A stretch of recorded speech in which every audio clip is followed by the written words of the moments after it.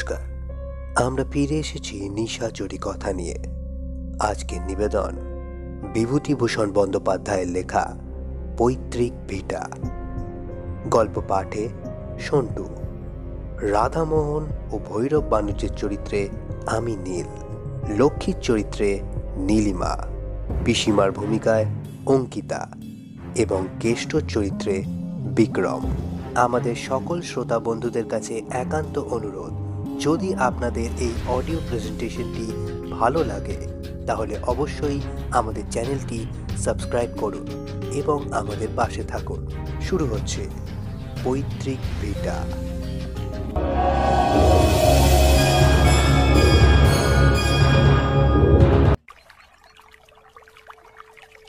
মধুমতি নদীর ওপারেই সেকালের প্রকাণ্ড কোঠাবাড়িটা। রাধামোহন নদীর দিকের বারান্দাতে বসে একটা বই হাতে নিয়ে পড়বার চেষ্টা করলো বটে, কিন্তু বইয়ে মন বসাতে পারল না।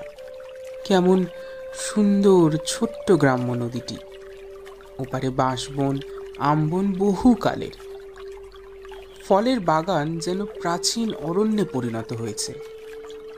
একা এত বড় বাড়িতে থাকতে বেশ লাগে, খুব নির্জন।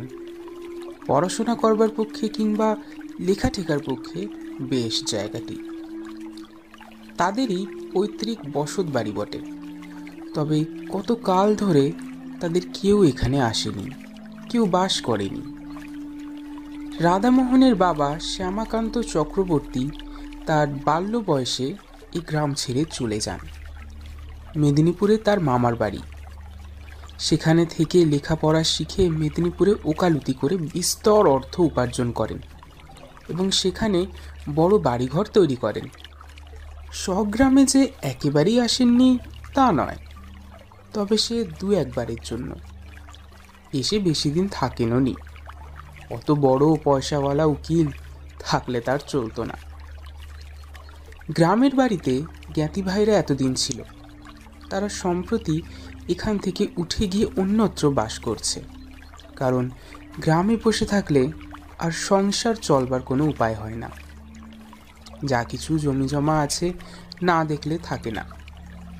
বাড়িটারও একটা ব্যবস্থা করতে হয়, নইলে বাড়িঘর সব নষ্ট হয়ে যাবে। রাধামোহন নিজে গত বছর ওকালতি পাশ করে পরলোকগত পিতৃদেবের পসারে বসেছে। এবারে দেশের চিঠি পেয়ে পুজোর ছুটিতে একাই গ্রামে এসেছে, বাড়িঘর এবং জায়গা জমির একটা বিলি ব্যবস্থা করতে। পাশের বাড়ির বৃদ্ধ ভৈরব বাড়ুজ্যে দুদিন খুব দেখাশোনা করেছেন। তিনি জোর করে তার বাড়িতে রাধামোহনকে নিয়ে গিয়ে কদিন খাইয়েছেন, নইলে রাধামোহন নিজেই রেঁধে খাবে পৈতৃক ভিটেতে, এই ঠিক করে এসেছিল। ভৈরব বাড়ুজ্যের বড় ছেলে কেষ্ট এসে বলে, দাদা চা খাবে না? শোন, তুই বরং এখানে নিয়ে আয় কেষ্ট, বেশ লাগছে সন্ধেবেলাটা নদীর ধারে। আনবো? সেই ভালো, যা। গ্রামের সবাই অবশ্যই আত্মীয়তা রেখেছে, ভালোবেসেছে। বৃদ্ধ লোকেরা বলেছে, আহা তুমি শ্যামাকান্তদার ছেলে, কেন হাত পুড়িয়ে রেঁধে খেতে যাবে? আমরা তো মরিনি এখনো, এসো আমাদের বাড়ি। রাধামোহন সকলের কাছেই কৃতজ্ঞ। কেষ্ট চা দিয়ে কিছুক্ষণ গল্প করে চলে গেল। তারপর রাধামোহন আবার একলা। অন্ধকার রাত্রি, মধুমতির জলে তারা ভরা আকাশের ছায়া পড়েছে। রাধামোহন বসে বসে ভাবছে, এই এত বড় বাড়িটা তার ঠাকুর দাদা তৈরি করেছিলেন কেন এখানে? সেকালের পুলিশের দারোগা ছিলেন তিনি, অনেক পয়সা রোজগার করেছেন বটে, কিন্তু বৈষয়িক বুদ্ধি ছিল না সেকালের লোকের। এই বন জঙ্গলে ভরা গ্রামে কেউ পয়সা খরচ করে বাড়ি করে? কি কাজে আসছে এখন? আচ্ছা, সুরকির কলওয়ালারা বাড়িটা নেয়, তাহলে পুরনো ইটের দরে বাড়িটা বিক্রি করা যায়। ঠুক করে কিসের শব্দ শোনা গেল। রাধামোহন দেখলে একটি 10-11 বছর টুকটুকে ফর্সা মেয়ে ঘরের দাওয়ায় আড়াল থেকে উকি মারছে। ঘরের মধ্যে হ্যারিকেন জ্বলছে, বারান্দাতে সামান্য আলো এসে পড়েছে, সুতরাং একেবারে অন্ধকারে সে বসে নেই। ভৈরব বাড়ুজ্যে একবার ছেলে পাঠায়, একবার মেয়ে পাঠায়। লোকটা খুব যত্ন করছে বটে। ও বলল, কি খুকি, ভাত হয়েছে বুঝি? একটু পরে মেয়েটি সংকোচের সঙ্গে বাইরে এসে দাঁড়ায়। রাধামোহন বলল, তোমার নাম কি? লক্ষ্মী। বাহ, বেশ নাম। পড়াশোনা করো? উহুম, গান জানো? না। রাধামোহন হেসে বলল, তবে তো মুশকিল দেখছি। বিয়ের বাজারে তুমি যে বিপদে পড়বে। রান্না জানো? বালিকা ঘাড় নেড়ে জানায় সে জানে। ওই একটা গুণ রয়েছে তোমার। তা কি কি রান্না জানো? সব। সব? বাহ, বেশ খুকি তুমি। বসো। বালিকা সলজ্জভাবে ঘাড় নেড়ে বলল, না, বসবো না। কেন, কাজ আছে? না। তবে বসো। না, আমি যাই। তুমি খেয়ে এসো। যাচ্ছি। ভাত হয়েছে? তোমার খুব খিদে পেয়েছে না? যাও, খেয়ে এসো। রাধামোহন কি একটা বলতে গিয়ে পেছনে ফিরে দেখল খুকি কখন চলে গিয়েছে। সে একটু পরে বাড়ুজ্যে বাড়ি খেতে গেল। ভৈরব বাড়ুজ্যি বললেন, এসো বাবাজি এসো, রান্নাও হয়ে এলো প্রায়। রাধামোহন বলল, হ্যাঁ, আপনার মেয়ে ডাকতে গিয়েছিল যে। খাওয়া দাওয়া করে রাধামোহন চলে এলো। একা নির্জন বাড়িতে তার বেশ লাগে। তার পূজ্যপাত পিতৃপুরুষেরা যেন অদৃশ্য চরণে এখানে বিচরণ করেন। এই বাড়িতে তার পিতামহ বাল্যকালে খেলে বেরিয়েছে। তার পিতামহী নববধূরূপে প্রথম এসে দুধে আলতায় পা রেখে দাঁড়িয়েছেন এই বাড়ির প্রাঙ্গণে। আজ তারা বিদেশে গিয়ে বড় বাড়ি ফেদে বাস করছে, দেশকে ভুলেছে। গভীর রাত্রে ঘুমের ঘোরে সব পূর্বপুরুষেরা যেন এসে অনুযোগ করেন, কেন আমাদের ছেড়ে চলে গেলে? কি করেছিলাম আমরা? পরদিন সকালে উঠে সে নিজের জমি জমা নিয়ে ব্যস্ত রইল। সারাদিন কাটল সেইভাবে। রাত্রে বারান্দাতে বসেছে। আবার সেই খুকিটি এসে দরজার আড়ালে দাঁড়ালো। প্রথমটা রাধামোহন টের পায়নি। বড় লাজুক মেয়ে, নিঃশব্দ চরণে কখন এসে যে দাঁড়ায়। রাধামোহন বলল, ও খুকি, হুম, ভাত হয়েছে নাকি? আজ দেরি হবে গো। মাংস রান্না হচ্ছে তো, তোমার জন্য। সত্যি? তবে তো আজ ফিস্টের ব্যবস্থা। ও, তুমি বুঝি ফিস্ট বুঝতে পারলে না? ভোজ যাকে বলে, কি বলো? খুকি হেসে চুপ করে রইল। বেশ মেয়েটি, বেশি কথা বলে না, শান্ত সলজ্জ ব্যবহার। তোমার মামার বাড়ি কোথায় খুকি? ভুলে গিয়েছি গো। ভুলে গিয়েছো? কেন সেখানে যাও না? খুকি ঘাড় নেড়ে বলল। না। রাধামোহনের হাসি পেল খুকির কথায়। বেশ নিঃসংকোচ ভাব ওর। খুকি আবার বলল, তুমি একা কেন এসেছো? রাধামোহন হাসতে হাসতে বলল, কেন বলো তো? বৌঝিদের নিয়ে এসো। হ্যাঁ, তো বড় বাড়ি পড়ে আছে, আমোদ করুক। তোমার তাই ইচ্ছে বুঝি? খুব। আমি তো তাই চাই। কেন? কতকাল এবারে এমনই পড়ে আছে, কেউ পিড়িমও দেয় না। এই কথাটা ওর মুখ থেকে শুনে রাধামোহনের আশ্চর্য লাগলো। এতটুকু মেয়ের মুখে এমন কথা? পাকা গিন্নির মতো। ও কৌতুকের সঙ্গে বলল, তোমার তাতে খারাপ লাগে নাকি খুকি? বাহ, তা লাগবে না বুঝি? তোমরা সবাই এসো, বাড়িতে শাক বাজুক, সন্ধ্যার পিড়িম দেওয়া হোক।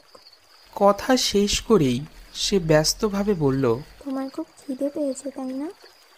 বড্ড রাত হয়ে গেল। না না, এমন আর বেশি রাত কি? তোমার তো আবার সকালে খাওয়া অভ্যেস।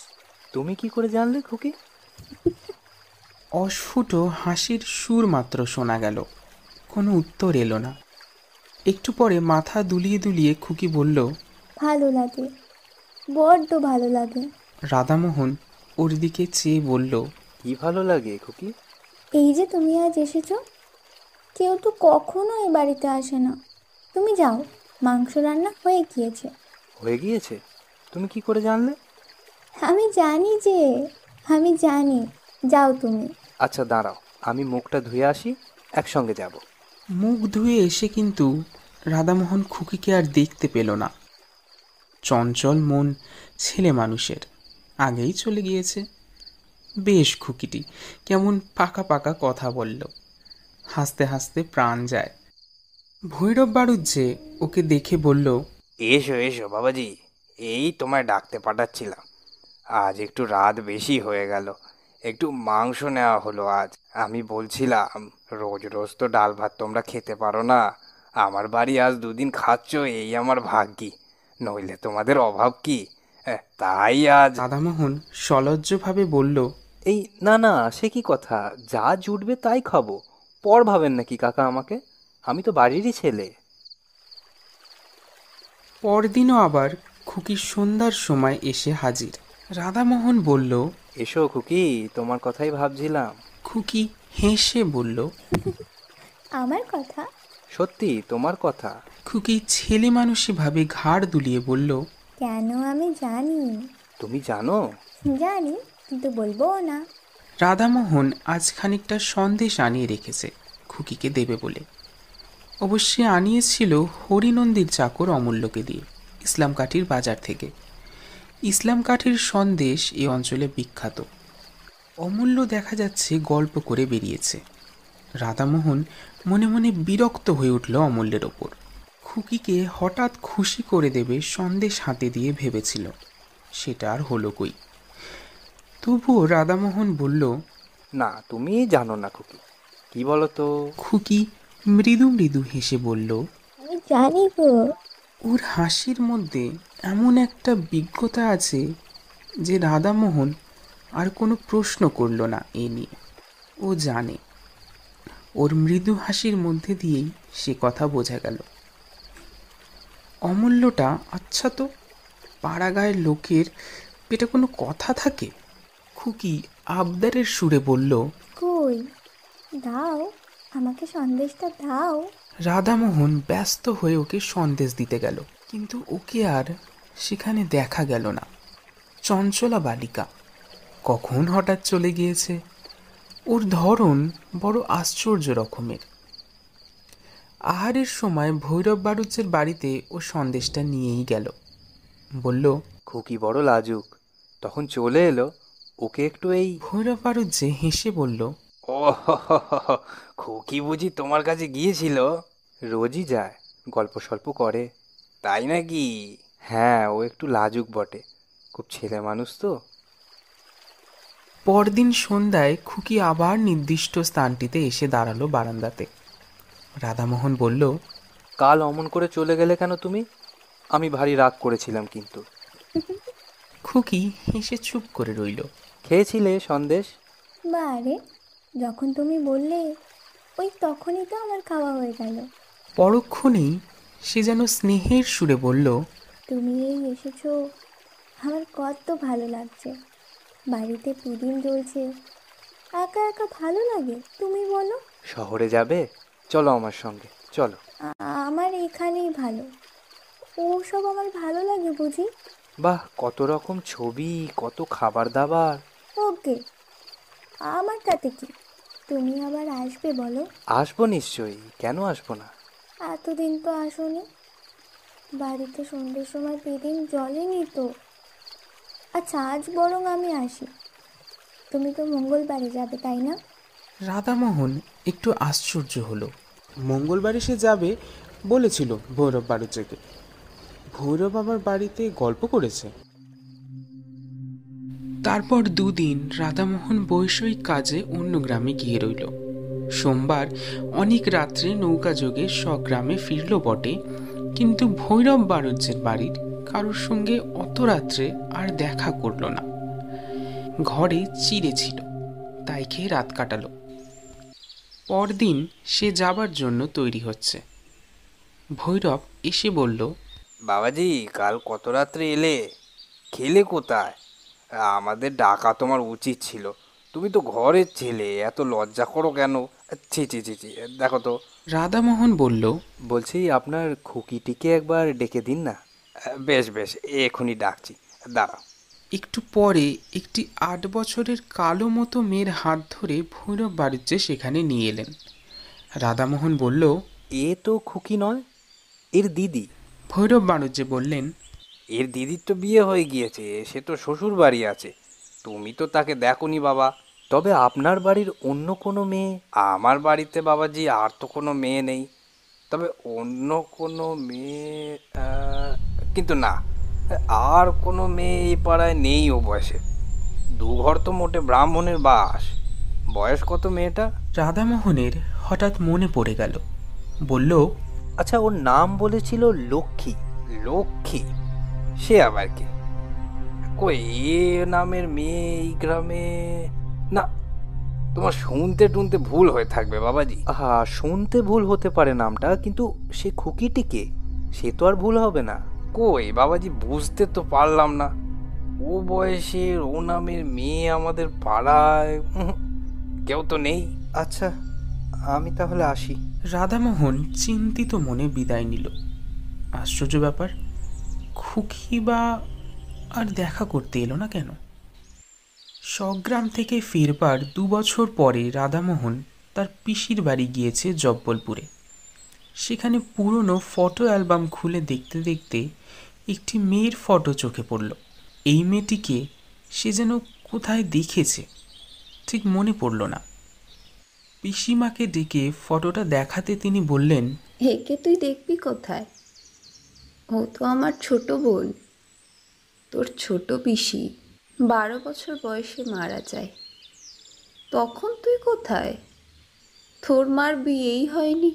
আমরা তখন সব আমাদের গায়ের বাড়িতেই থাকি। তারপর পিসিমা যেন কতকটা আপন মনেই বললেন, আহা, একটু একটু মনে হয় ওকে। বেশ দেখতে ছিল। সে আজ 40 বছরের কথা। তারপর তোর বাবাও দেশ ছেড়ে মেদিনীপুরে চলে এলো। দেশের বাড়িতে যাওয়াই হয়নি। বিয়ের পর আমি একবার মোটে গিয়েছিলাম, সেও আজ 20 বছর আগের কথা। রাধামোহন অবাক হয়ে চেয়ে রইল অ্যালবামখানা হাতে করে। হঠাৎ মনে পড়তে বলল, কি নাম ছিল ছোট পিসিমার? পিসিমা উত্তর দিলেন, লক্ষ্মী।